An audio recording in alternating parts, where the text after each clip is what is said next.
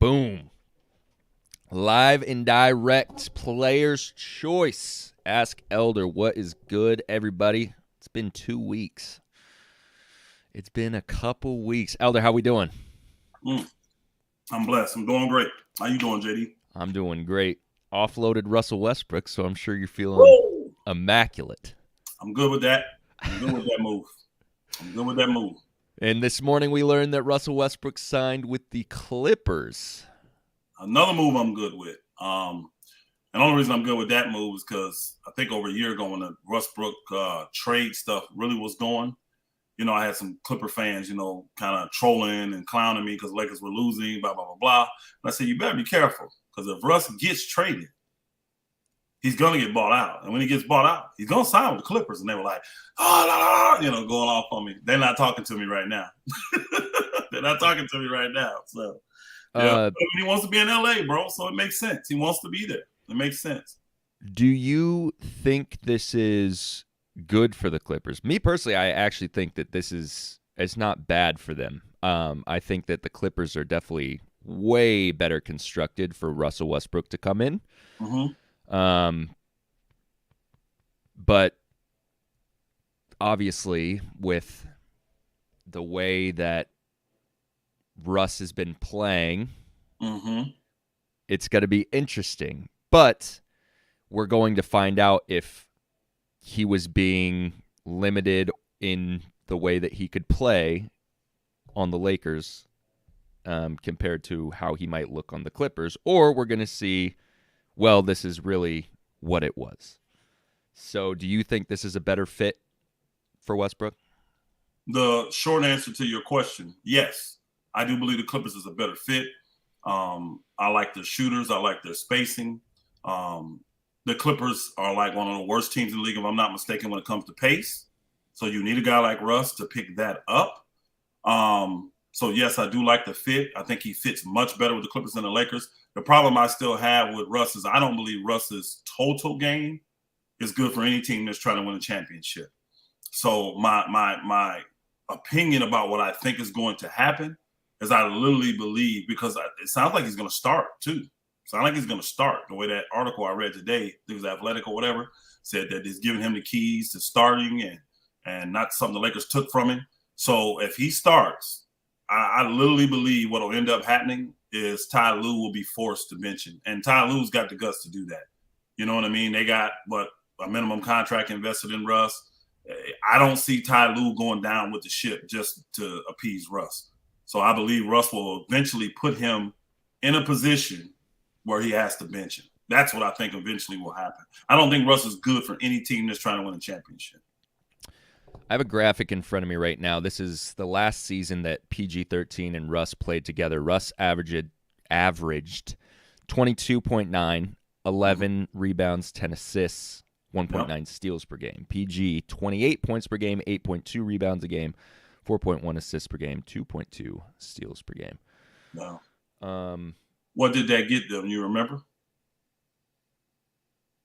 I think they made playoffs. I just don't know what they did in the playoffs. First round exit. Well, there you go. First round exit.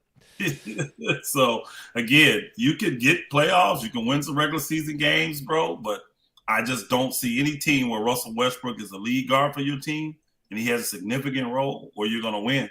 His decision-making at the end of quarters and the end of halves, the way he shifts the balance when it comes to the momentum in games, it's just bad, bro. And he has a very low IQ when it comes to those things because he's not just a true technical point guard. He's really more of a scoring guard. A scoring guard just looking to score all the time, And he can go fast, but he never knows how to go slow. He doesn't know how to slow it down. He doesn't know how to run half-court offense and stuff like that. His strengths, though, benefit the Clippers because I think he's an incredible offensive rebounder. You know what I mean? So the ISO game that the Clippers play, I see Russ thriving and getting offensive rebounds in that. The problem is going to be defensively when they're in a half-court defensive set. Because Russ likes to cheat to pad those stats, he's going to throw that team defense off. Now, I will say this in Russ' defense, he's been better at that, playing with the Lakers and with Ham and all that. He got a little better. And if you notice, his rebound numbers went down a little bit.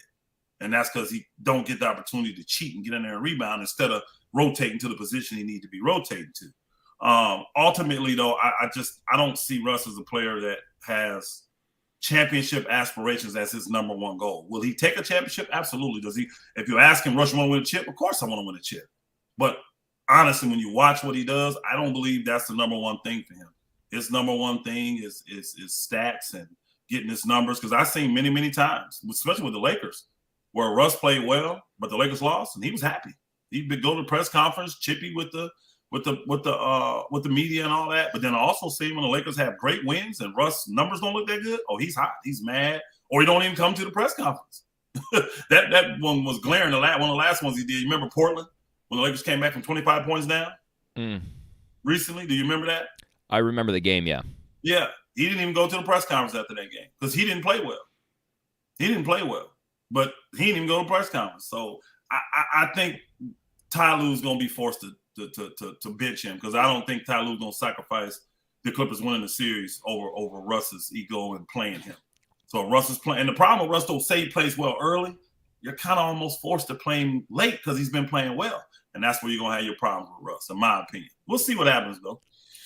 Mark your calendars for April 5th. That is the first Clippers-Lakers game after the trade. That's game number 4 because we play them 4 times a year. They already beat the Lakers 3 times. So that should be a very interesting game. I'm looking forward to that game. Hopefully both teams are 100% healthy, too. Did you watch the All-Star game or just All-Star weekend at all? What did I watched the dunk contest. Ooh, thoughts? I watched the 3-point contest. Man, McClung, I knew that dude could get up, bro. I remember him from high school in Virginia. Yeah. But I forgot. I didn't know he had it like that. I didn't. I thought I picked the dude from Houston. What's his name's son? I picked him to win. KJ. Yeah. Kenyon Martin Jr. I picked him to win. But boy, I mean, boy did good from the guy that got second. I like Trey Murphy.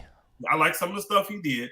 It was clear cut though. I thought old boy had 450 dunks. I really did. I thought McClung had 450 dunks, bro. Yeah. It was very impressive.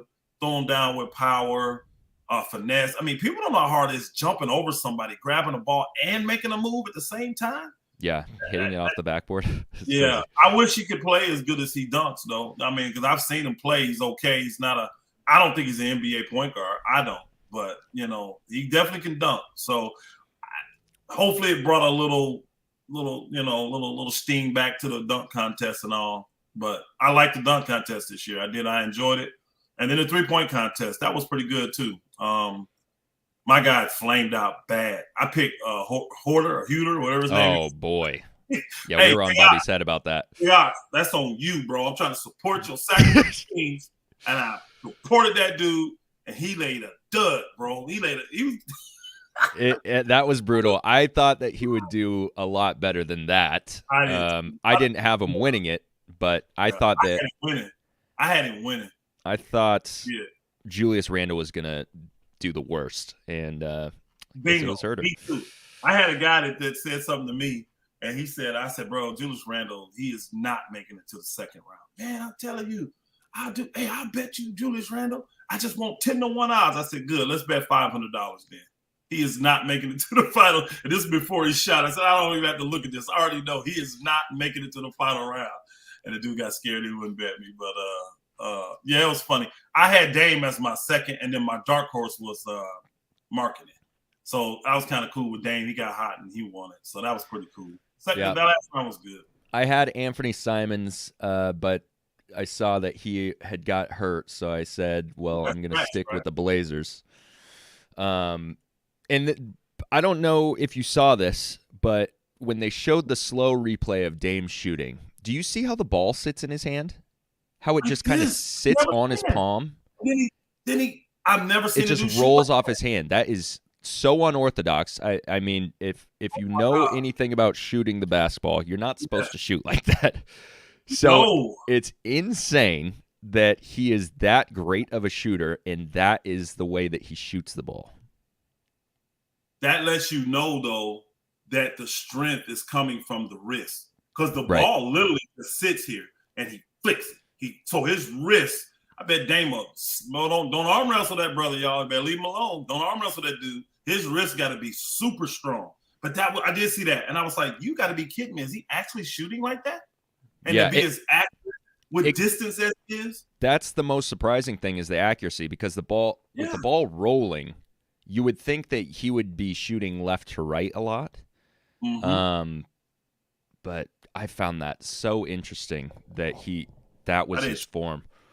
I would have never guessed that he was shooting like so unorthodox like that, because the shot looks so pretty.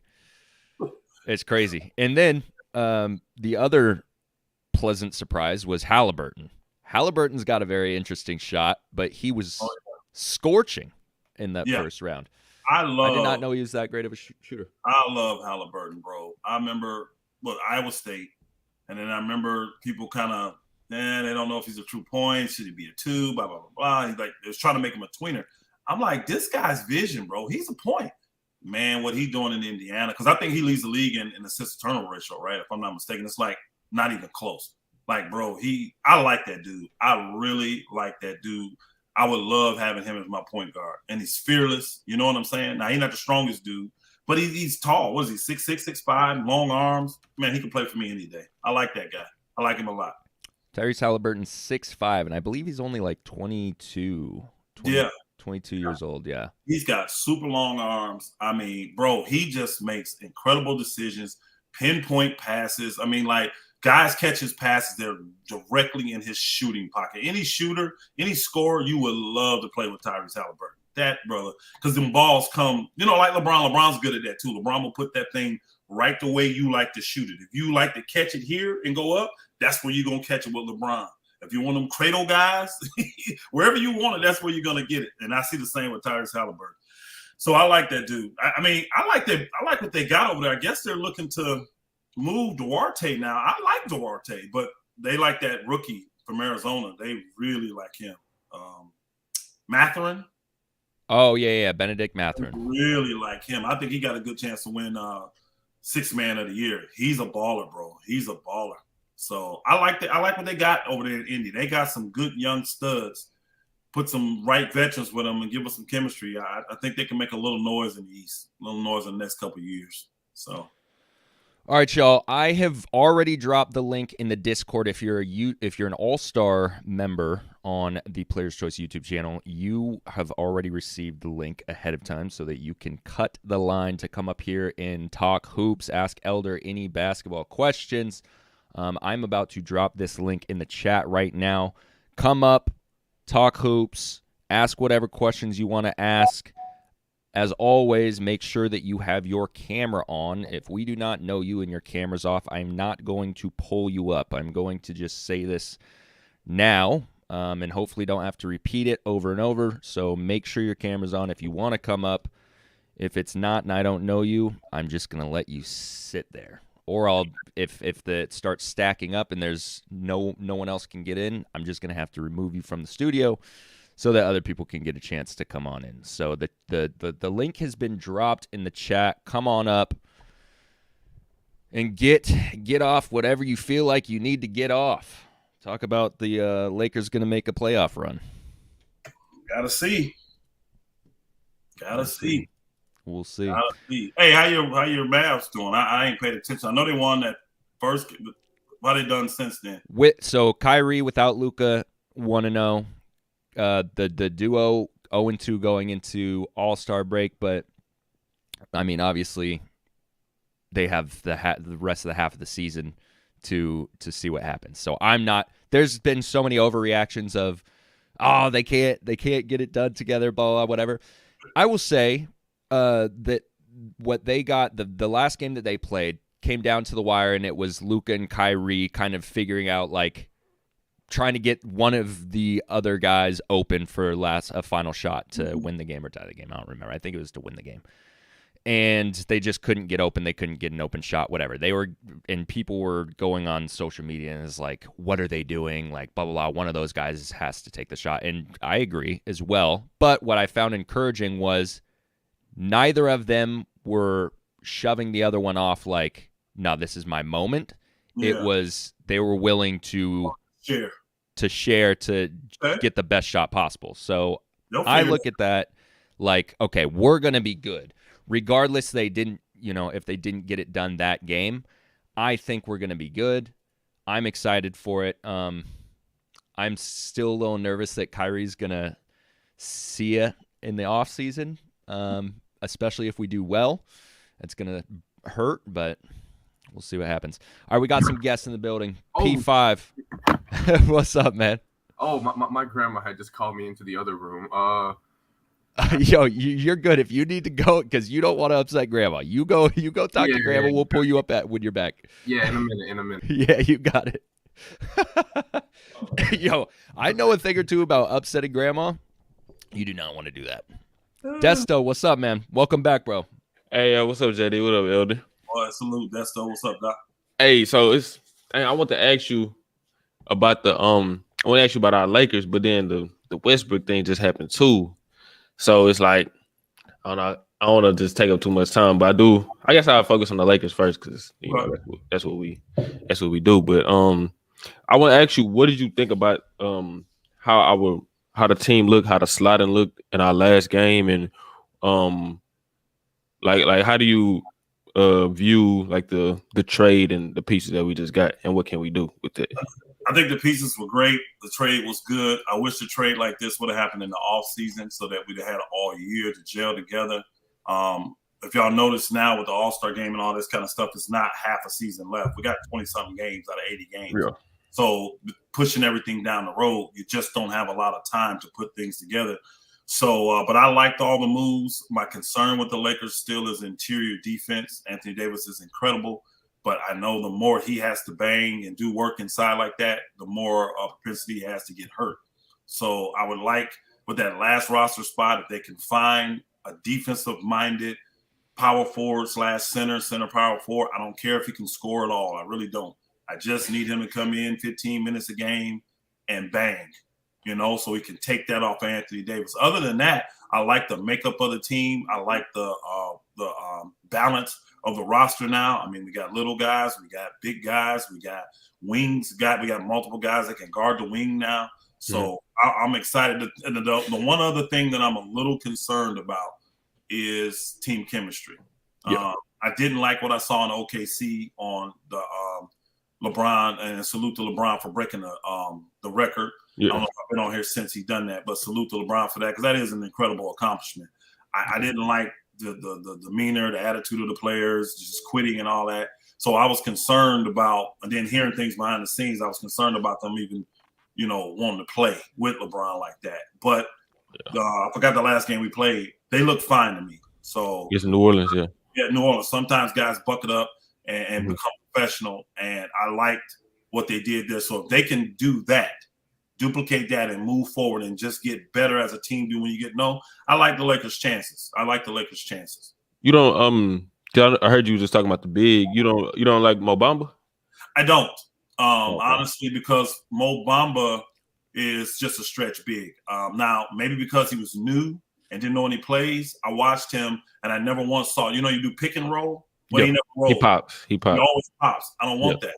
I need a guy that's going to bang. And then I saw him pick up 3 quick fouls. He did. Backup center. So he wasn't offering me anything on interior defense. Now, he did get a couple blocks on guards coming in, stuff like that. Yeah. But I need a big man that can bang. Now, if Mo Bamba shows me he can go in there and bang, because I'll be honest, I don't know much about Mo Bamba. I know his name. Remember, he got drafted. I didn't watch Orlando, so I don't know much about him. People tell me he has a low motor. I don't like that. People tells me he's a little lazy at times. I don't like that. People tells me he loves and falls in love with the 3-ball too much. I don't like that. So I don't know if I like Mo Bamba, especially at $10 million. Me personally, I would have done the deal with Charlotte and got Mason Plumlee. I think he would have been a much better fit for the Lakers next to old boy. Because people are like, we need scoring. The Lakers ain't had no problem scoring. The problem has been stopping people from scoring. Well, this last game they showed they could. What's the name? Them get 100, 102 points, something like that. Yeah. They had the 90s before the starters went out. So I'm impressed when I see the Lakers get critical stops, hold guys to under 25 points a quarter, stuff like that. That's when I'm impressed with the Lakers defensively first and foremost, because they're gonna be able to score. Yeah, I mean, I'm with you on everything you was talking about Mo Bamba, it technically isn't incorrect. I think he's a better defender than we had before with Thomas Bryant, because I think Thomas Bryant, he gave us a lot of offense, but he was just such a cone defensively. Like, he offered us no rim protection. And with Mo, he isn't great in the post as a defender, but he is an excellent shot blocker and rim protector. He made some dumb fouls last game, but I think it does give us a boost defensively with Mo. I don't know if that deal with Plumlee would have been there for us though. Why not? I forgot who they traded. The Clippers traded Reggie Jackson. We could have done that deal, and people don't realize Patrick Beverly. Yeah, no. They traded Reggie Jackson. No, we traded Patrick Beverly. Yes, I'm saying Beverly makes. I think Reggie makes 11. Beverly makes 13. But the Lakers sent Beverly and $2 million to get Mo Bamba. So we sent a second round pick. We sent $2 million too. Yeah. People didn't know that part about the trade. The Lakers sent $2 million cash for the Mo Bamba. See, I would have took Plumlee. I guarantee we would have to send that cash and might have got a secondary player back, because it's like $3 million difference there. Because I think Plumlee makes 10 or close to it, and our boy makes 13. So they might have sent another player that we like to make up that last roster spot for us. I just would have went that route defensively and not offensively. That's what I would have done.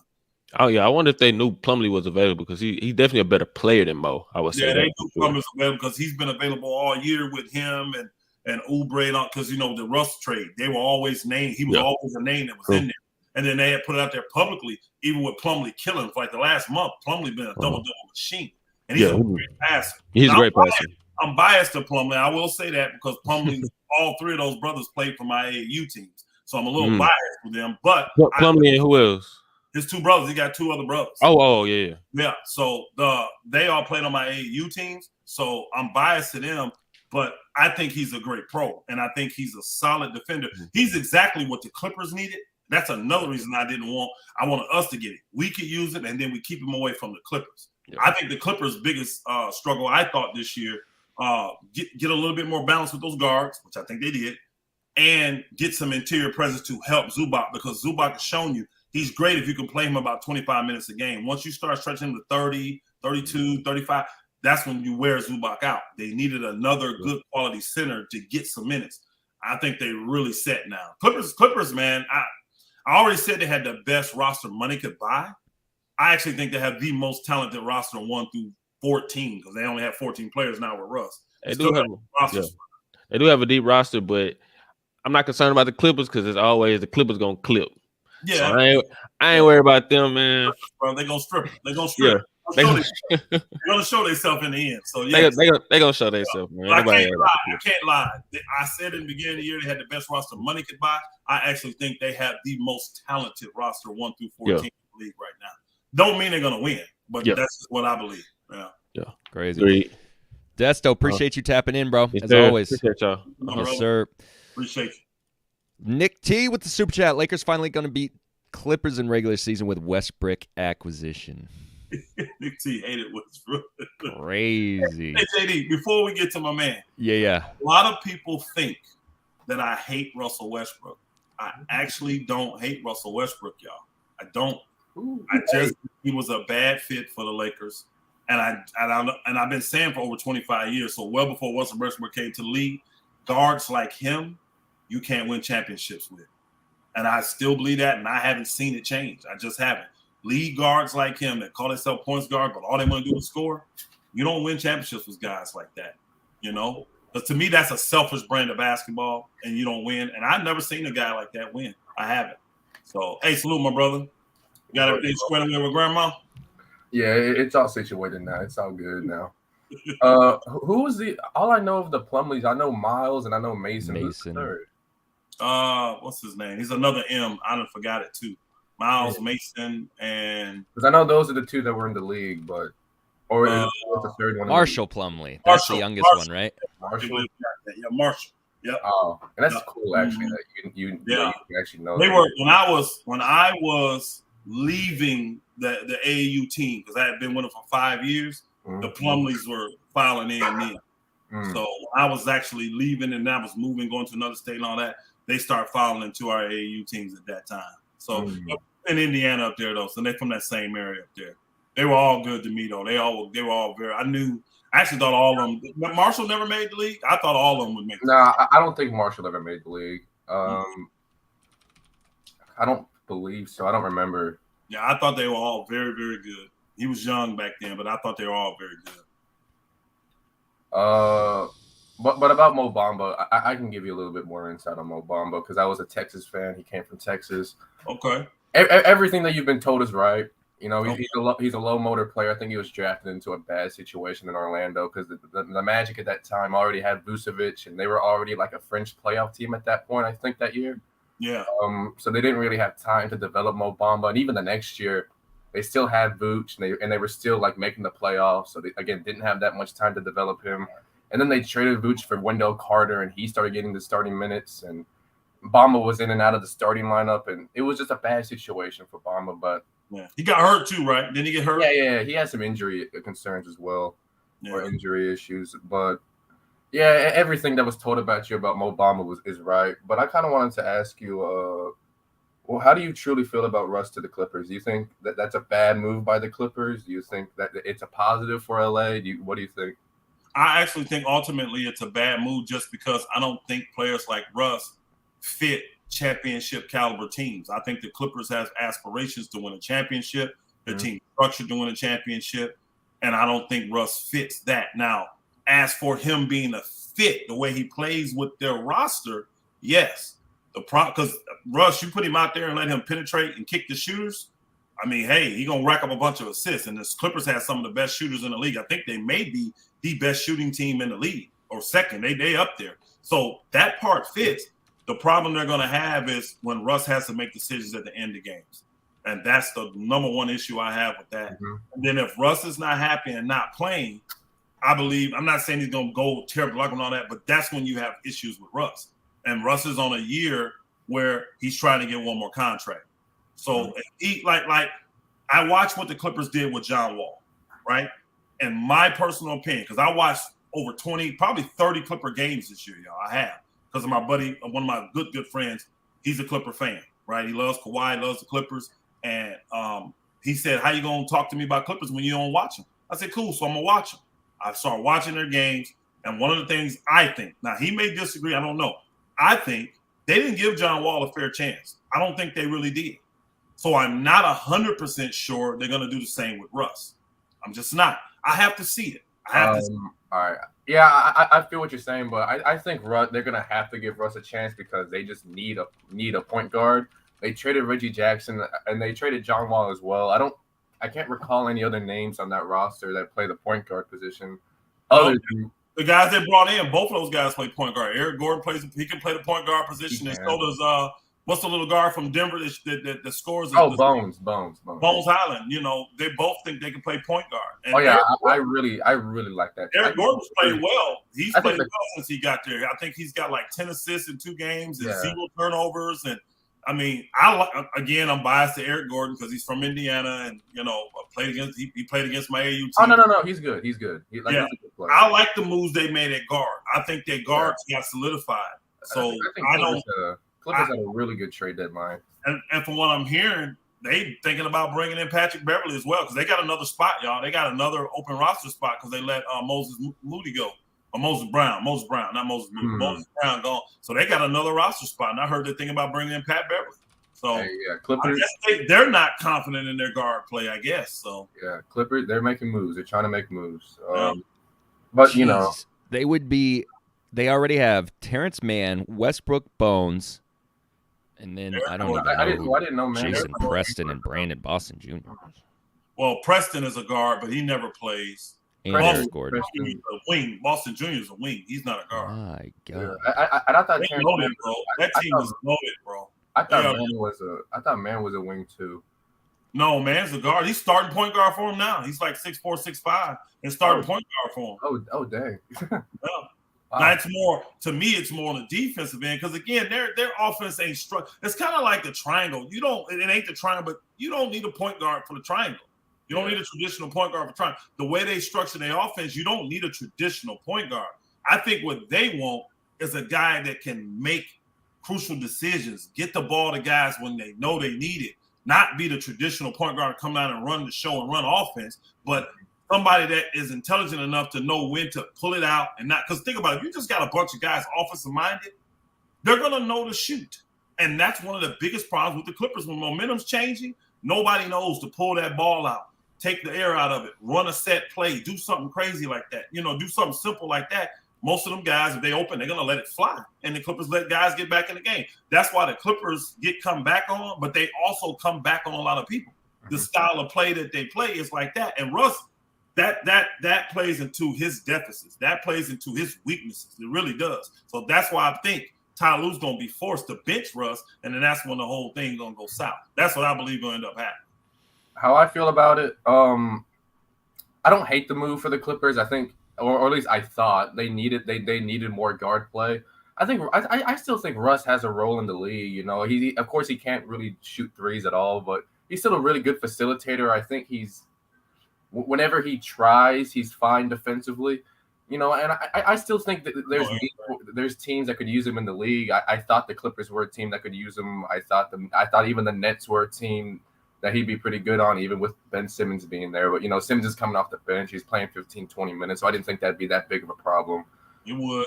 But I never thought, I never thought, I was always thinking to myself, okay, whatever team gets Russ, they're not winning the finals. Because Russ, he's proven to me late in Lakers games. I look at one game in particular. It was a game against the Thunder. And it was last year, but I'm still taking it into account. And there was a game against the Thunder last year, and it was one of those games where they were up by I think they were up by 20 at one point, and blew the lead, and it was a close game down the stretch. I see Russ dribbling the ball down the court, and he just throws it into the stands, basically like he lost the ball, throws it into the stands. They get the ball back, they're down by 2, and Russ takes a deep three from the right wing. So it's just decision making. I don't think Russ is that guy. I just disqualify any team with Russ winning the championship, winning the finals because of that. I agree with you. He's too volatile. He's too volatile. Unless the Clippers were to completely bench him, I don't think they have a shot. Yeah, I agree with you. Tough. P5, appreciate you tapping in, bro. No, peace. Dev, what's up, bro? What's up? Salute Elder, salute JD. It's been a while since I've seen y'all too. Yes. But yeah, actually, I kind of do. I think the Russ trade is pretty good for them because the problem with the Clippers is their pace. They're very slow offense, and Westbrook and Bones Highlands help speed them up because when you can only play at one style, then that kind of allows the defense to set up and kind of make it key in because the Warriors last year, if you look at the Warriors last year, they was able to play a half court and they had a good transition set of offense. Same thing with if you look at all great teams, you need to have both styles. You got to be able to play multiple ways. And I do think Westbrook will come off the bench because Ty Lue is another strong-minded coach. I feel like Ty Lue's a good player coach, and he played with Paul George and Kawhi. I feel like he knows his role. But I want to talk more about the Eastern Conference and how you feel about the East because I really like Boston. Hey, hold on. Before you go to the East, let me at least talk about what you just said. I have to disagree because I think Russ's decision making is going to be a major problem for them. Even though he picks up their pace, if you looked at the Clippers lately, once they got healthy, Kawhi and them playing the games, all this, they've had no problem scoring. Clippers been putting up 115, 120, 125, 130 points. So I don't think it's a problem. That's not a major problem for the Clippers. In the beginning it was, but I don't see that. If you go look at what they've been doing pretty much the last 3 weeks, it ain't been a problem. And see, Russ is going to push that pace, but he doesn't know when to slow it down. And that's a major issue for them. That's going to be a major issue. What you got about the East? Oh, yeah, I agree. Yeah, I hear you. Because right now the Clippers are I'm not say buying the championship because they kind of see what they're doing. Because they see what they're doing with all these big names. There's a lot of names. But the East, I really like Boston. It's no big deal. The more money you spend, the opportunity. But I really like Boston and Milwaukee. I really like Boston and Milwaukee because I feel like those two teams are either coming out or, in my opinion, has the best chance to win it. Based off how I've seen it from the first half. The second half has to go. We still have to see the KD and all that, see how the Lakers go. But right now, I feel like Boston and Milwaukee are full fit to win a championship. And I want to see how you feel about it. That's my opinion. I would say that Milwaukee is better fit, especially if they can get Chris Middleton back at full strength. I like the other pieces that they've added. Jay Crowder, they added the guy from, man, I be forgetting these dudes' names, man. I see him I can see them, everything, but he came over from Utah, the left-hand Swiss foreign. Oh, Joe Ingles. Joe Ingles, they got him. So I like the balance that they got on their roster now, because all three of those guys are 6'6", 6'8", 6'9" guys, whatever. So Giannis is Giannis. Oh, boy's playing really, really good now in the middle. Lopez.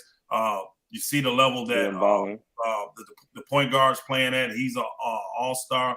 So I like the Bucks more than any of them, and they've already won a championship, so they know what it's like. Boston, I picked at the beginning of the year a West Coast and an East Coast person to be MVP, right? And I picked Tatum to do it. I think Tatum has stepped up this year. He's had great moments. Oh, big time. I don't know. It's just something about Boston. I know they're winning. I don't trust Boston this year for some reason. I can't put my finger on it. So I've kind of flopped. I had those two making it to the Eastern Conference Finals, Boston and Milwaukee. I'm going to go out on a limb, and I know I should never do this because these guys that's on this team has never given me a reason to think they're going to do anything. But I actually got Philly making it to the Eastern Conference. I like Philly. I really like Philly. I wouldn't be surprised with Philly. And I'm Milwaukee. Yeah, honestly, here's the reason why I feel like with Boston. One, here's a concern. One, I can say they size because they're not at center because Robert Williams on like 6'10", Al Horford, even though he's a really good defensive 6'10". I think Robert Williams 6'8". I think, ain't he 6'8", 6'9"? He might be short on that. Versus Milwaukee has a lot of size. He can get up, so that's what makes up for it. Yeah, and I feel like Tatum, he's really that guy, but maybe there's like another level. I just quote unquote say like Giannis got that dog, and I'm not saying Tatum don't have it, but I kind of understand when people have it. Like because in the panel they said that if we're just doing a Valentine's Day matches, like all-time matches, they said Kevin Garnett will put that battery in Tatum's back. If that makes sense. So I kind of see because some people feel like Tatum lacks that battery. I don't think I hear people. I've heard a few people say I disagree with that. I don't agree because you got a heavy load as one of the lead dogs offensively running the team, and you still got to guard some of the best players. I mean, I know Brown does the same thing, but Brown is a second fiddle for one, and he's definitely not getting the best defenders. Those are going on Tatum. You know what I mean? Tatum, so they have different roles they have different roles in my opinion. It's just something about, I mean, and it ain't that, I'm a Lakers fan and I don't like Boston. I don't like Boston. But it's something about Boston this year that just makes me not want. I'm actually surprised Boston is playing as good as they are with all the other stuff they had going on off the court. That's why I believe in them. So I got to give shouts out to the Boston organization. I got to give shouts out to Mazzulla, the coach, for holding it all together and still being number one in the East, man. I mean, it's a testament, man. They got it together. I still don't have them picked to represent the East, though. I really believe it's going to be Milwaukee. And I actually don't even have them get into the finals now. I think it's going to be Philly. And I know I'm not mad at that pick. With Harden, bro, and he just let you down so much in the playoffs. But I like how Philly's playing. I'm going to tell you what impressed me with Philly. They came on a West Coast road trip here right before the break, and they smoked. They played decent teams, Lakers, Clippers, Sacramento. I mean, and they smoked the West 5-0. They did a 5-0 road trip, bro. And I'm like, man, I feel real. Now, again, they did get the Lakers shorthanded and all that, but still, you got to win the games, and it's a road trip. You know what I mean? A long road trip. So I'm impressed with Philly. They've been playing really good. I hope they didn't peak too early, but I think Philly, if they're healthy, they can make some noise, and they have some mismatches that teams just not going to be able to handle. So I got Philly and the Bucks right now going to the Eastern Conference Finals. I'm not going to tell y'all who I got going to the Western Conference Finals just yet. It's been too many. I need to see a little more before I give my final prediction on what we're going to do in the West. Right now, we need the best playoffs in a minute. I got Boston. Oh, hey, you know what? I agree. And I was saying I forgot who, but I don't like the play-in. I was never a proponent for it. I didn't like it. I'm like, it worked, though. We can't deny that the play-in didn't work. Because y'all remember how it used to be. The last 2-3 weeks of the season sucked. The games didn't matter. Half the guys didn't play. Yeah, resting. Just sit down. Doing dumb stuff. nobody cared because, it was all now when you got 26 of the 30 teams still looking to make the playoffs or the play-in, it's competitive. So these games are going to be great. So we, as basketball fans, we're getting what we want. Fire. Yeah. Dev, appreciate you tapping in, bro. W host. Yes, sir. All right. For some reason, we don't have a huge long line today. So, because there's nobody waiting in the waiting room right now to pull up onto the show, I am turning to the chat. Let's read some of these comments that chat's tapping in with. We got a super chat to start with. Mo Knows 00. If LeBron doesn't make it to the playoffs yet again, especially with these new upgrades, what will be the new excuse this time? Oh, boy. You had to ask one of them. I don't know what excuse they're going to come up with for him. I don't know. Anthony Davis, he seems to be the scapegoat now from what I'm hearing. So they'll probably blame Anthony Davis not being super healthy, not playing outside his mind. I don't know. It'll be something, though. That I do know. If they don't make it, it will be something, and it will not be LeBron James' fault. That I'll guarantee. Cincinnati Red, according to some of the people I've listened to, the Heat getting Kevin Love automatically puts them in the finals. Who are you talking to? Or why, but I tell you this, though. The Heat is always that team that you just never, they're there. You know what I mean? But then in the end, it's like, playoff, what? They're going to the Eastern Conference Finals? Yeah. Sure. So the Heat is just one of them. They got to get, they shooting, man, has been horrendous this year. They shooting has been horrendous. Their guard play has been suspect. I mean, our boy's doing okay. Jimmy's Jimmy, but Bam's an all-star. But, I mean, it's just nothing to write home about. But, boy, when they get in them playoffs, bro, because Jimmy, let's just keep it real. Jimmy a playoff performer, bro. Jimmy get it done in the playoffs, y'all. So I ain't counting out the Heat. I could see the Heat battling maybe Philly or somebody in that semifinal round. And hey, injury here or there, maybe upset. I don't know. I'm not going to count the Heat out. That's one of those teams I ain't going to just, they ain't got a shot. You'll never hear me say that about the Heat. You have a lot more confidence in the Heat this year than I do. I don't think they stand a single chance. Bro, they just figure, anytime I've ever thought it, like in the bubble, what was they, the 6th seed? I'm like, they're going to go out in the first round. Next thing you know, the Buckers in the finals. I'm just like, I don't go against the Heat, bro. I just don't. I'm not going to pick them to win the East. I'm not even going to pick them to get there, but I'm not going to pick against them. I have to see the matchups literally first. And I'm going, like with the Heat, I'm one of those guys go game by game. You're not even going to get me to bet a series with the Heat because they could be down 0-2. One thing happened. Next thing you know, they win 4 straight. I'm just not going to do it. So they just that team. And then they test it, bro. They test it. I mean, it's a championship level organization. What, they got 3 chips? They got 3 championships. They know what they're doing, man. They do know what they're doing. So, yeah. And they got dogs down there. You said that you don't have anyone in the West right now, or you're not going to say out loud yet. The Phoenix Suns acquiring Kevin Durant, that doesn't move you? Oh, yeah. That's why I'm keeping my mouth. Okay, fair enough. In the beginning, I was like, dang, they got rid of all of their length, all their shooting, all that. But then I watched them. And I said, oh, I forgot he was there. Oh, he plays good D. And I think they lost that game. Were they playing the Clippers late? I think they played the Clippers and lost. But I was actually impressed, even with not all the guys playing. I said, oh, yeah, they still got dudes. So now you add Durant and what's his name that came over to the other brother that came over, TJ Warren, add on, man, then I think they picked up a guard. From Orlando, the scorer, Ross. They picked up Ross. So yeah, I'm gonna keep my mouth shut on Phoenix for right now.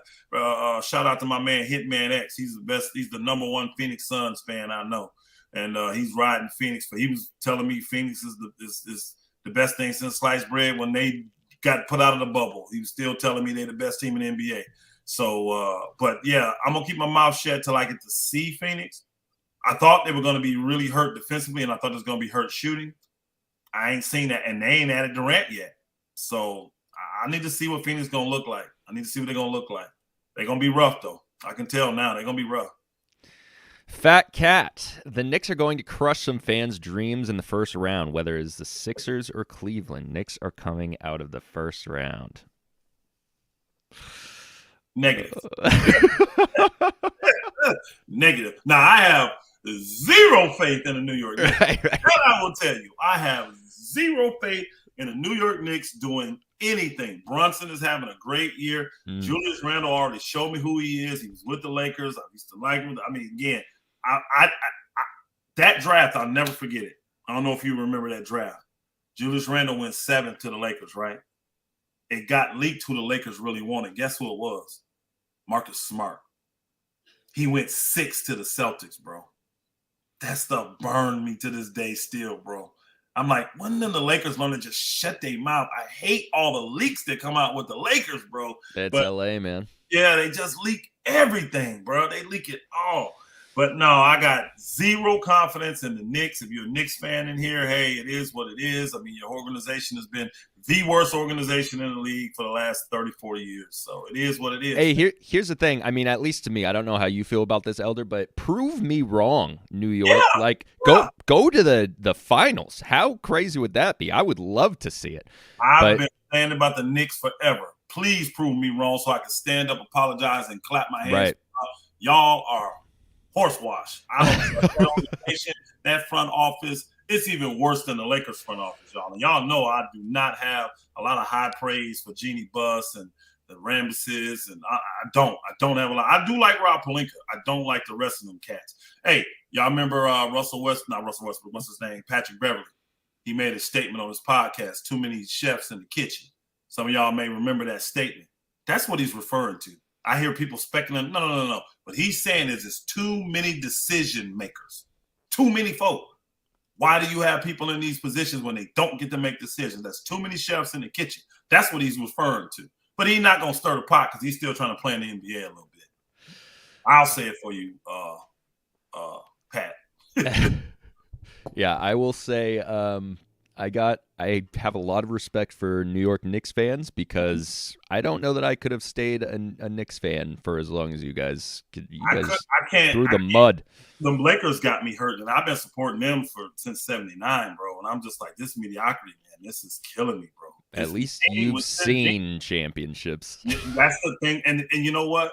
I asked myself this when we won in the bubble, because think about it. Jeannie came on in 13. Lakers didn't go to playoffs for 6 years. Then we went, don't go LeBron's first year because he got hurt. Then we went in the bubble. I'm like, man, how long does this ring win my loyalty? Because if we go back to this mediocrity and being the laughingstock of the league and the worst team, and what have we done since then? We ain't been 500 since then, man, since 2021.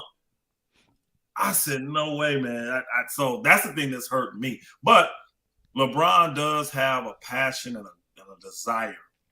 Now that he's got past that record, his number one focus now is solidifying this legacy thing.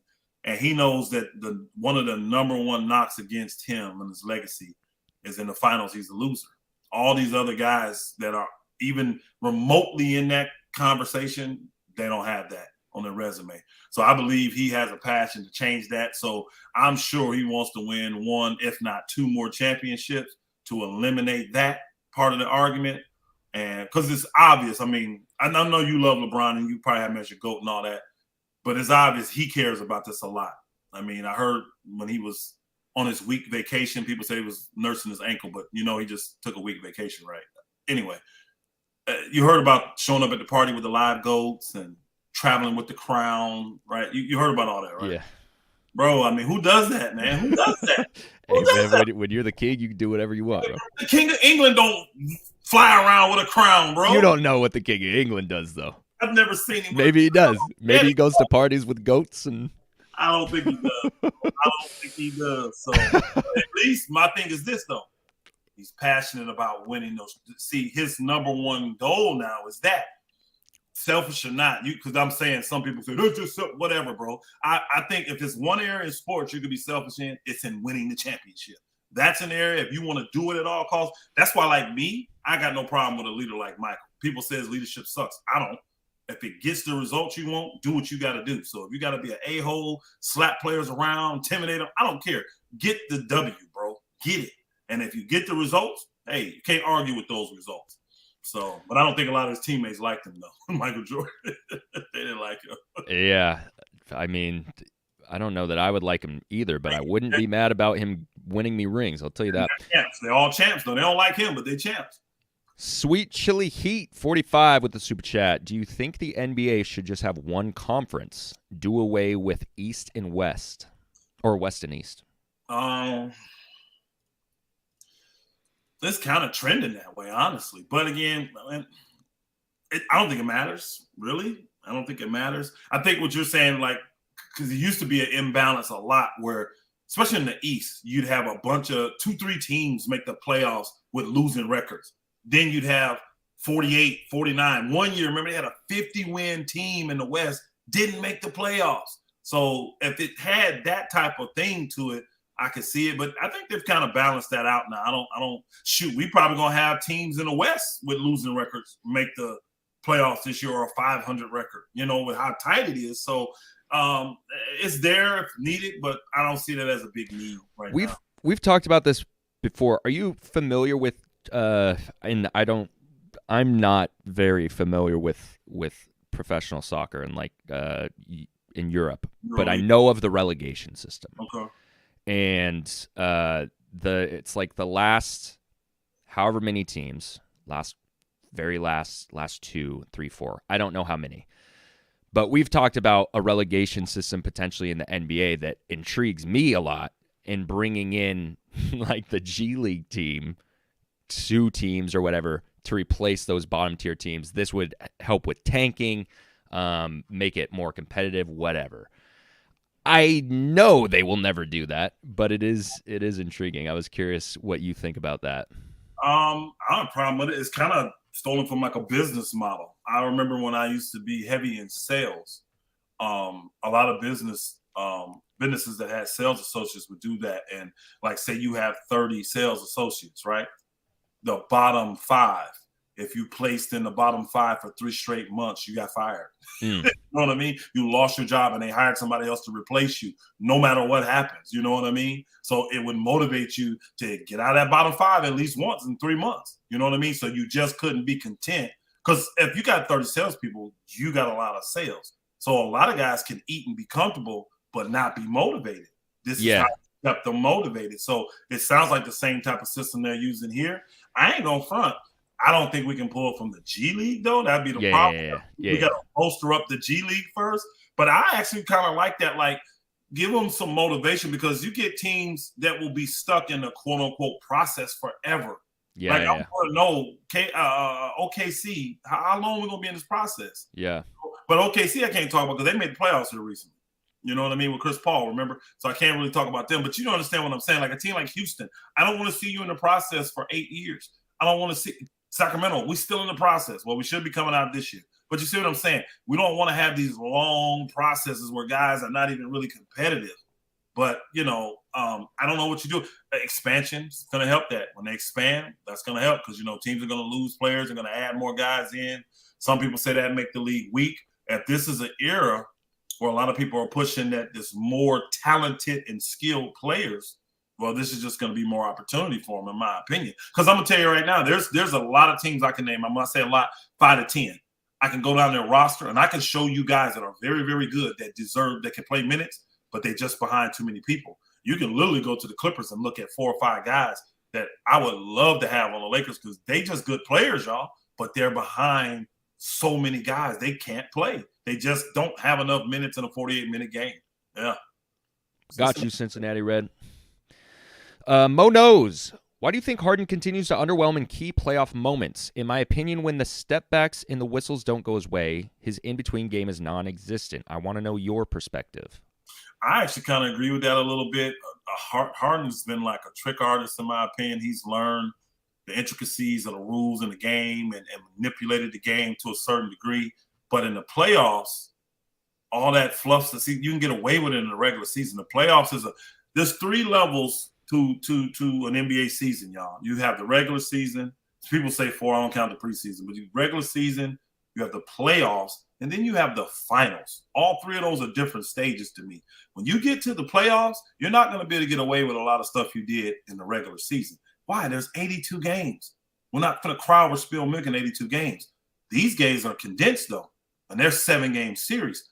We got to be more ratcheted down. And that's why you notice the play slows down, the scores goes down, defense increases, it gets more physical. That's why it's called the playoffs. And then when you go to the finals, you're even more locked in. So my thing with Harden, I think when that thing ratchets down, I don't think he has that gear to go to a whole nother level. Because most stars can, even if their numbers stay the same, you notice their performance goes to that level to get the job done. I just ain't seen that with Harden. So that's why I'm like, I'm kind of foolish for even putting any kind of faith in Philadelphia with Harden on that team. But I really like what I'm seeing, the way they're playing right now. And I like the balance of their team. I will say, I mean, obviously, I don't know James Harden's mental. I don't know where he's at in terms of like his approach or anything. But I will say, after that interview that he did at the beginning of the year or whatever, and talking about how the last few years he's not been 100% focused on, the offseason stuff and just locked in really 100% on basketball. I will say it seems like his mental has shifted this season. And to your point, they're playing well. I think he will perform in the playoffs, whether they go far or not. I think individually you might see a different Harden in the playoffs. You can't deny that the skill set's there and the talent is there. So it's got to be mental. So I kind of would agree with that. And I've watched Philly maybe 8-10 games, y'all. So I'm not a big sample, but I've actually been impressed with Harden, like his style of play, his pace. He's not forcing anything. But when it's time to make a big shot, like he's literally playing like a point guard. And he's letting Embiid do his thing, and Embiid is dominating. You don't see like when I watch them, I don't see a power struggle between who's the best, Harden or Embiid. No. Harden is the man. He's getting the ball in Embiid. When I'm needed, I'm there. And then they all are collectively doing better when it comes to playing defense. So that's why I've kind of shifted a little bit. Now I know I'm taking a chance because Harden, he may have a little baby birthday party or something, and everything could be swayed, bro. You know what I mean? Somebody can show with a truckload of Little Debbie's. Everything could be swayed. I don't know yet. I have to see it, bro. I have to see it. But I'm stepping out there with you, Philly. I'm stepping out there a little bit. And I don't like nothing about Philly. I don't like the city. I don't like nothing. But I'm stepping out there from what I've seen. I like what I've seen team-wise with y'all. I think y'all, I'm picking right now. I'm saying it. I got Philly and the Bucks in the Eastern Conference Final. Watch none of them make it. Quabe. Relegation only works in the Premier League because clubs have great developmental programs and clubs that can move up. NBA using relegation would make the league less competitive. Well, like I said, I don't know if we know that for certain because we don't have it. So yeah, we got to build up the G League first. Who knows? Yeah, we got to build up the G League. Yeah. What's the team that they put what do they call it? They put all the name high schoolers on that team. You still have more teams like that. Instead of just guys that one out of 100 is going to get a chance in the league. Talking about the one that Scoot plays on. Yes. Ignite. Ignite. There you go. Get a few teams like Ignite, mix in with a few older veterans that's still playing at an all-star level. You can take the level of that play up. But I think what would have to see first, the way the system is players from that league getting more opportunities to come to the NBA, because you just don't, in the course of a year, 5, 10, maybe players in a whole year get to come up from the G League and actually get a good chance to stay on the team. I don't think that's enough. That's not making enough impact and enough movement, in my opinion. So, you got to bolster the G League before you can do anything like that. I think that would also give more exposure to the G League, right? If you did have the relegation system and I'm trying to think of someone who's at the bottom, unfortunately, who, like a Shea. If OKC were bottom 2 and went to G League, you're tuning in to watch Shea. Or maybe you're not and he gets forgotten about because he's in the G League. I don't know, but I don't know. It's interesting to me. Nice. Jamal. The Heat going to lock Harden up in the offs again. The offs, Jamal. Are we trying to make offs a thing? Just call it the playoffs. I think it depends. If they flop badly in the playoffs, I don't know if Philly's going to commit because I think Morey, Doc, and Harden. I think with Philly, they're saying put up a shut up. I really do. I think Philly brass, the owners and all, they're saying put up a shut up. You three, put up a shut up. So I can't say that just now. I can't say that just now. I think it depends on what they do in the playoffs. I do. Got you. A couple announcements before we get up out of here, because again, there's no one waiting in the waiting room, so we'll just make this an hour-long show. This is a great show. It was great. We are officially on a every other week schedule now. So every other Monday, same time, same place, 9:30 PST, 12:30 p.m. Eastern. We'll be right here with Ask Elder. You guys come up, ask questions, debate, whatever you want. But yes, it is every other week. Again, if you are an all-star member on the Player's Choice YouTube channel, you get to cut the line. You got to go connect your YouTube channel to your Discord account, and there is a channel in our Discord that you get access to, and the link goes there first. Hey, the link. You got some people ask you to drop the link. You got people that want it again? All right, let's do it. I see it. They saying drop the link. Here it comes. Yeah, that every other week, man.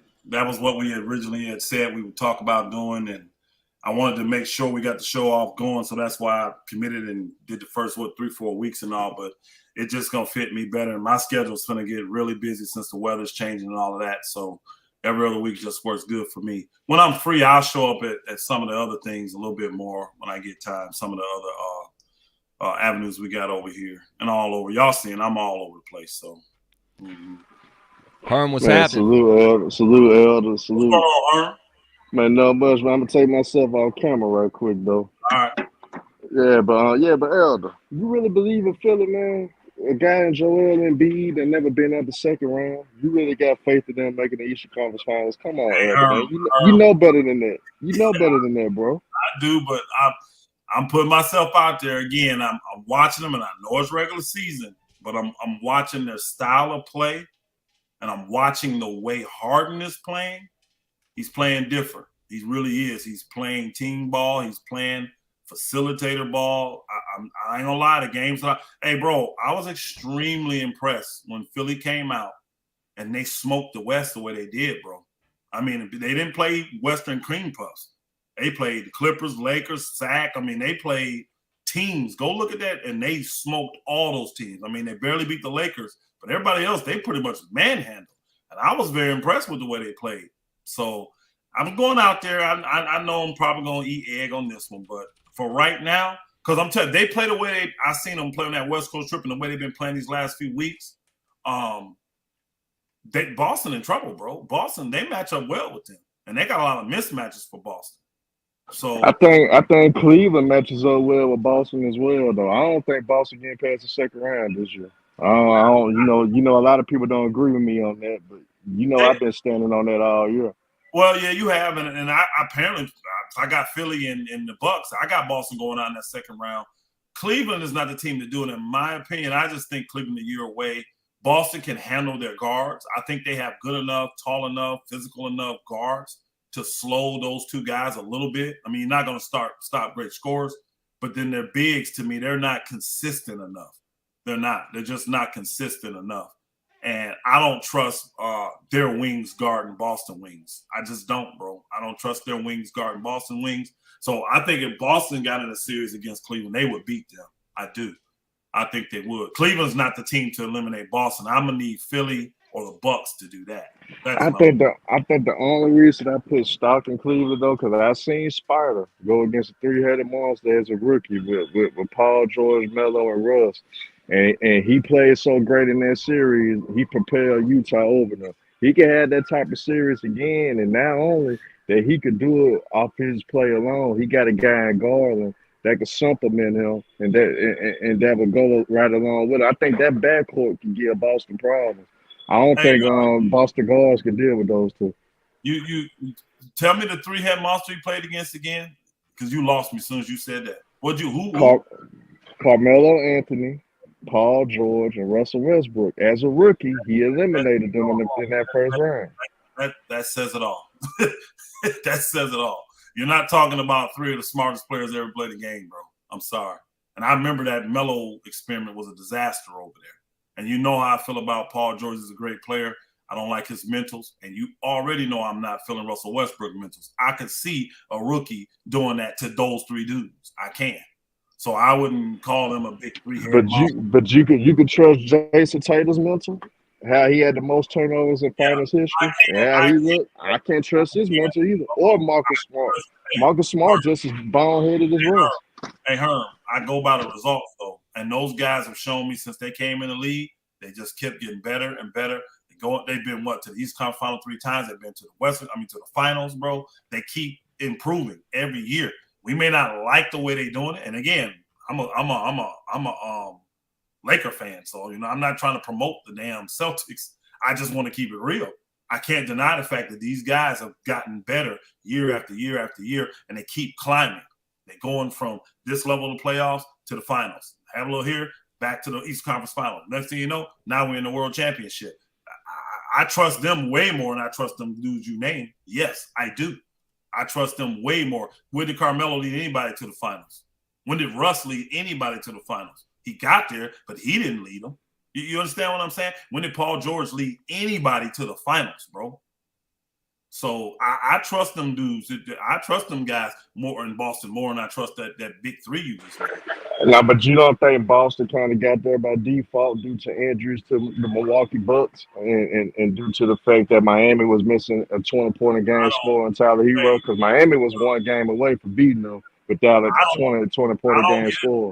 Because especially in the playoffs, you just got to do what you got to do, bro. Things can happen. That's why I did say earlier when I talked about Miami, remember I said I would never bet a series with Miami because one little thing happened and Miami can turn that thing around. So playoffs is playoffs. If I'm going to do that, I got to nitpick everything. I got to go back and say, well, this guy got hurt in game 82, and if he wasn't, he'd have played, they'd have won, they'd have been in the playoffs instead of this team. I can't do all that. If you get hurt in playoffs, just get hurt in the playoffs. You still got to step up and win. You do. So if that's the case, a lot of these championships you probably had to go take back away because people know up and down. Oh, man, if this guy didn't get hurt, you'd have been smoked. We don't know that. We don't know how that person would have played. So it is. I go by results. And when I look at Boston with those guys, when they came in for Marcus Smart, then they got Jaylen Brown, then they got Tatum. Them guys have done nothing but win and get better at winning. I mean, look at all the turmoil they had this year. We talked about this earlier, JD. All the turmoil they had at the beginning of the year. And they're still in first place, bro. All the injuries, losing the big man before he even played for him. Look at all the crap they've been through, and they're still in first place. I can't ignore that. I can't ignore it. I know it's ugly, and I know they win a lot of – I don't care. They're getting it done. So I would trust Boston over that in that situation. I would. Fire. Herm, appreciate you tapping in, bro. Man, appreciate y'all. Salute to y'all. Yep, take it easy. Super chat, Mo knows.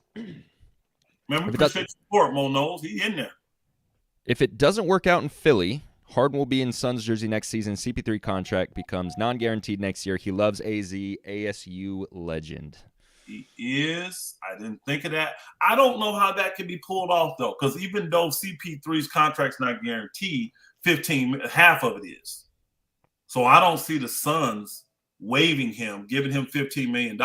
And then with the Durant and all the other, what's his name? Durant, Devin big Booker. man Ayton, and Devin Booker, you're still already over the cap. You're not an under the cap team. So you don't have free agent money to sign Harden. You would literally have to do a trade to get Harden.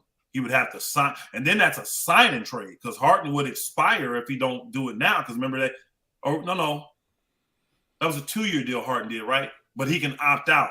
Yeah, he can opt out at the end of the summer. He's not going to accept that second year because remember that money was low. He ain't going to accept that second year. Harden will opt out. So what you will be needing to do is a sign and trade, which would hard cap Phoenix. That's not going to happen. They already got too much money on their books. So I don't see a path for Harden to well, no, I just don't. Harden would have to sign now because they would even want to trade the big man because Phoenix ain't in love with him. Maybe trade him for Harden. But you would be hard capped with Harden coming back as a sign and trade guy. I don't see Phoenix putting themselves in a position where they want to be hard capped. I don't see that. Andrew, what's up, bro? What's up, man? Hey, I've been following y'all for about like 8 months now. I love what you guys been doing, man. Keep it up. Appreciate that, bro. I have a question to you, Elder. Okay. Do you think the Lakers have a legit shot now with the piece they have, or you feel like they're not in it no more? Did you understand this question? He's breaking Yeah, up. do the Lakers have a legit shot with the pieces they have now? Yes, I think they do have a legit shot. I think they need to show it now, though. I think they need to show the camaraderie and the togetherness. I think they need to gel fast. I think they need to go in and beat some teams, because you have to show not dominance, but you have to kind of show a level of dominance, right? Because these teams the Lakers are playing, these are all fighting for the playoffs in the West. I think they have 23 games, 18 of them are against Western Conference teams. And I think 16 of them are teams that are 16 of those games or 15 of those games are teams that are above the Lakers pretty much. So you got to go in and beat them teams now, right? And show them that you're legit, so that when the playoffs do come up, you got the confidence to beat them then. I do think they have a chance. The Lakers cannot be inconsistent like they've been all year. They have to get consistent. The number one thing they got to get now is consistency. If they play with the effort that they gave against New Orleans in that last game, just that level of effort, they're going to beat the majority of these teams. It's not going to be a 50-50 type of thing, y'all. They will win 18, 19, or 20 of the last games. And I know people say, you crazy, they're not going 20-3. We'll see. They can. They have the talent to do that. They do. We'll see if they want to put that effort, because, hey, back-to-backs, travel, we're going to see if they care that much. So, but I do believe they have a roster to do it. Yep. Fire. Do you think you have any chance of the Nuggets getting farther in the playoffs, or you got them like second round ceiling, Western Conference ceiling, or what? You mean what's the ceiling for the Lakers? No, for the Nuggets, for the Denver Nuggets. Western Conference Finals. I think that's their ceiling. I have no faith in them getting to the finals. Oh, really? Who do you see them losing? Everyone. I honestly think Clippers, Memphis, Lakers. I'm missing somebody, y'all. That's Dallas. I'm missing somebody that's New decent. Orleans. No, I'm missing somebody that's decent. Who I'm missing is decent now. I said Dallas, Elder. They got you got Sacramento. No, seriously. Dallas, I'm playing. I was joking with you. I know you like that. Actually, Dallas, I do believe that, though. Dallas. I don't think Sac can beat them. You know what I mean? New to the playoffs, all that. I don't think New Orleans, just because their health just ain't been there. I don't trust their health. But them other teams, I think those teams can beat them. I do. Those other 5 teams, in the right scenario, I think they can beat them in the Golden season. State packing them up. No, Golden State, I ain't got no faith in them. I actually think Golden State finna pack the season up, bro. I really do. I think they're finna pack the season up. That you know that name Golden State. I think they're finna pack it up. I don't see them trying to make it. Say it again. Okay, could you give me your reasons why you think they're gonna pack it up? I just think they're too hurt. It's too late. They don't have enough team chemistry. The stuff that happened this year, it hurt them. You can see it. It's affecting them. And they're inconsistent. And that's what happens when you don't have a consistent, like old boy said, I kind of agree with him. If you don't have a consistent vibe, if it's inconsistent, it's going to be an inconsistent season. And they've been the epitome of a 500 team. Go look at their record right now. I think they're 22-7 at home, and they're 7-22 on the road. They're the epitome of a 500 team, bro, and they can't beat anybody on the road. That's a really bad sign. And to win in the playoffs, you got to beat people on the road. I'm not even sold Golden State's going to make the playoffs. I really think – because Steph is still hurt, right? He's not back, right? Yeah. Steph is still hurt. Yeah, he's supposed to get after the All-Star break, but they still know he's going to be back even still, whatever. Yeah, that's the last time I report. He's not playing right now, so he may be out another week or 2 or whatever. I just don't see it, bro. I think they're going to pack it up. I really do. Tough.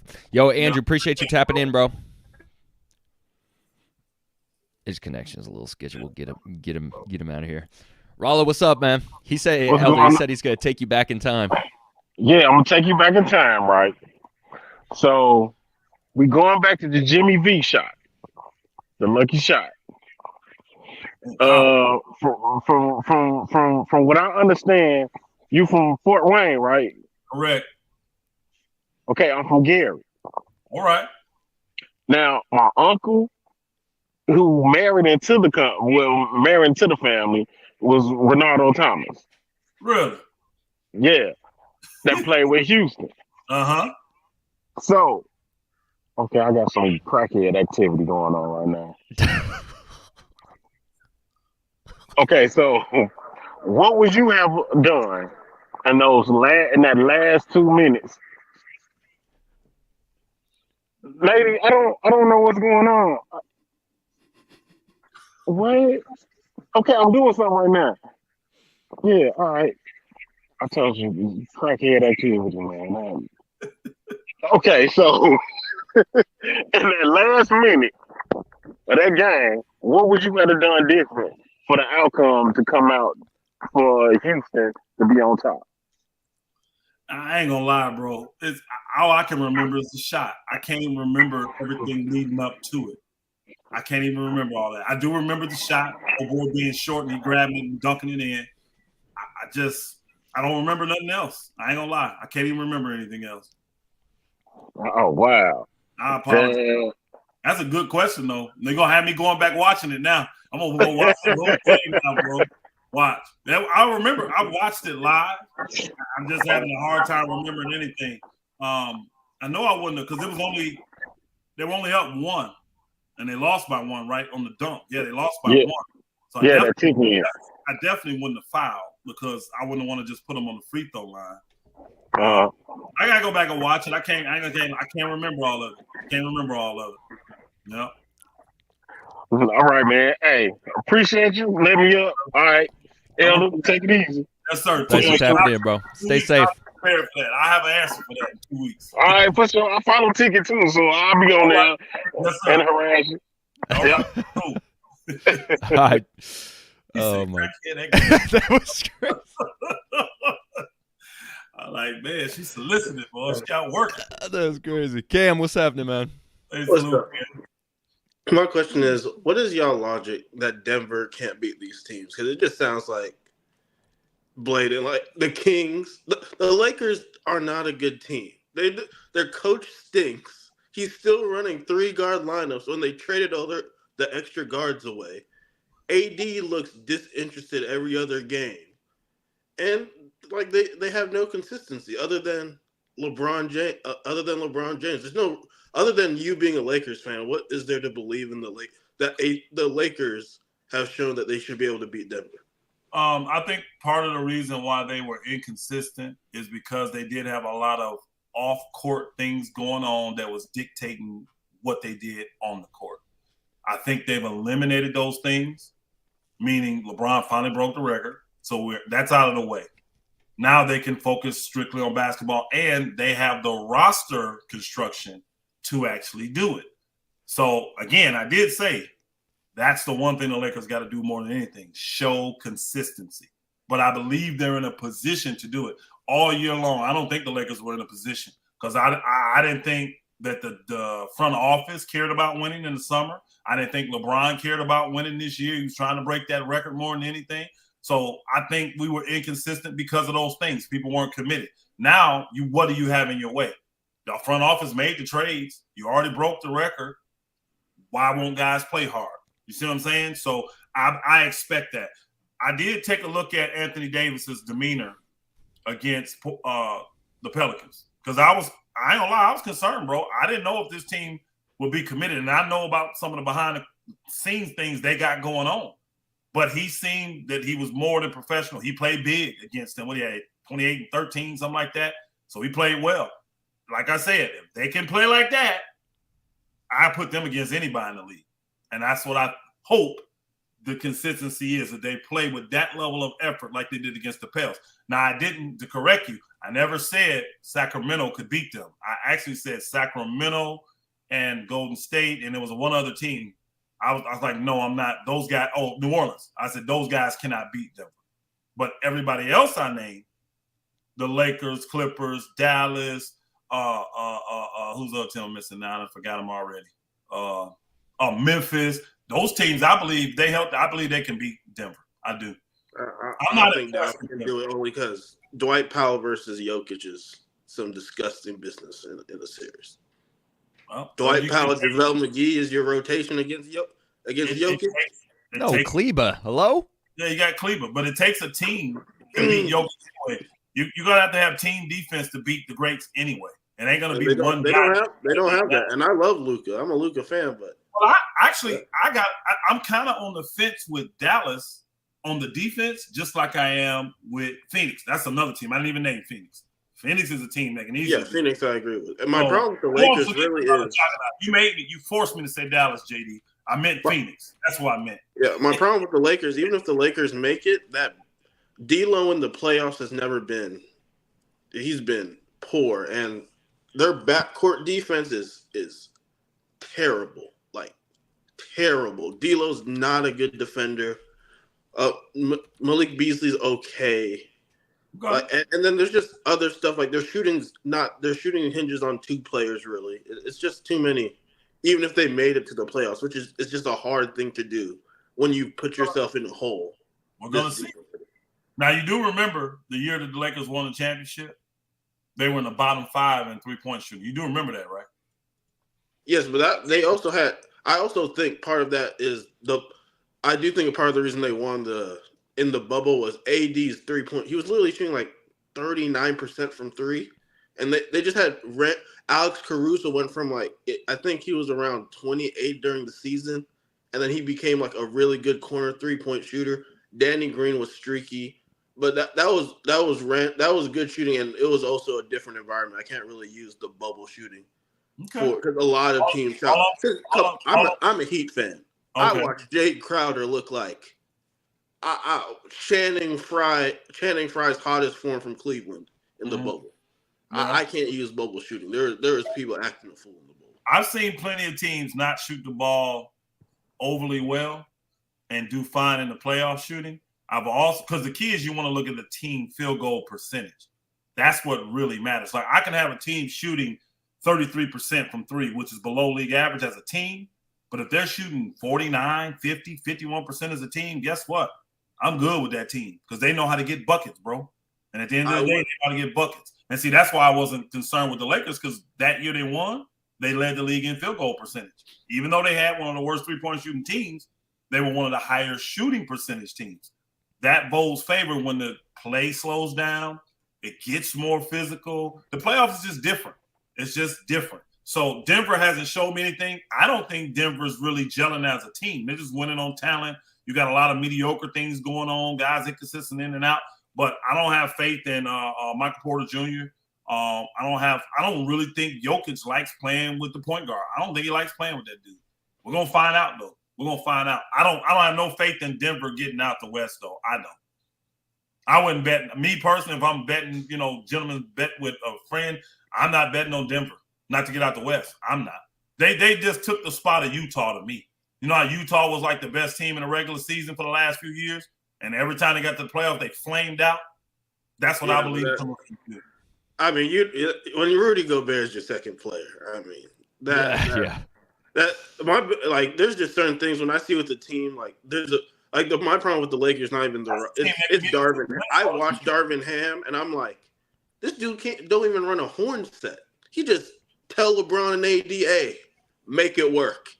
Do something with it, and it's some disgusting offense. Run plays, man. Stop. They run some plays. Yeah, some middle school plays, but not a real. No, this is the NBA. I haven't seen them run a good set in ages, and it's you just don't watch them, then, bro. They run good sets every game. They just how many good sets you see the Clippers run? It's ISO ball all day. You don't want my opinion on Ty Lue. Ty Lue's been a 2016 LeBron merchant for a long time. Tristan hit all of LA right now. No, he ain't got no love for LA right now. Hey, listen, Tristan Thompson grabbing 5 offensive rebounds in a series. That says your offense was missing a good amount of shots and someone was bailing you out. If you get 5 opportunities at something, you gonna make it work. Somebody just very good at their job.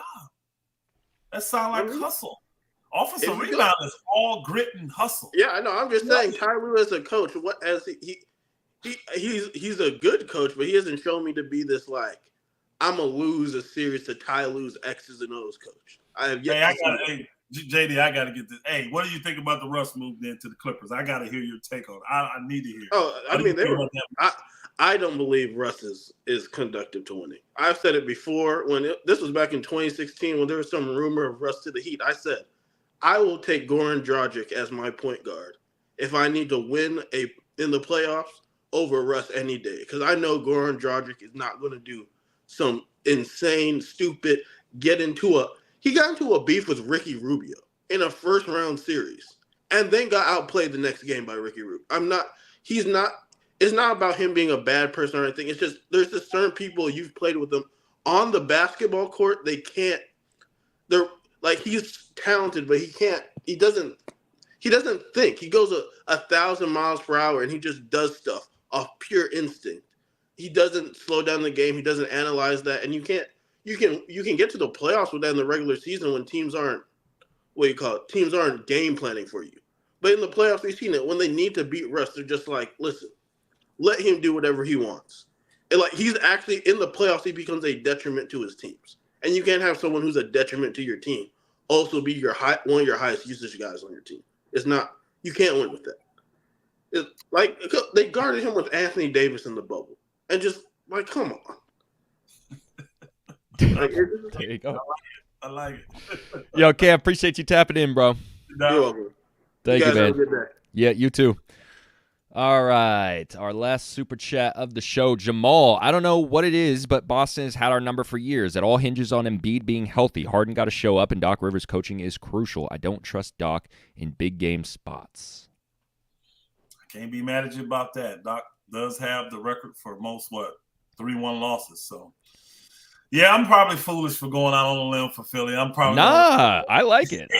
I'm not mad about it. That one, bro, I'll regret it. But I really was impressed with what they did in that West Coast trip. And then I watched them a few more games, and I'm like, I like how they're playing. They're playing playoff style, grinded out style basketball, and they're hustling, and they just get it on all phases. They got wings, they got shooters, they got slashers. They got big man. They got post game. I mean, they got it all. Philly got a lot, man. They got a lot. So we'll see. We'll see how it turns out. Yep. Elder, you got any final words before we get off?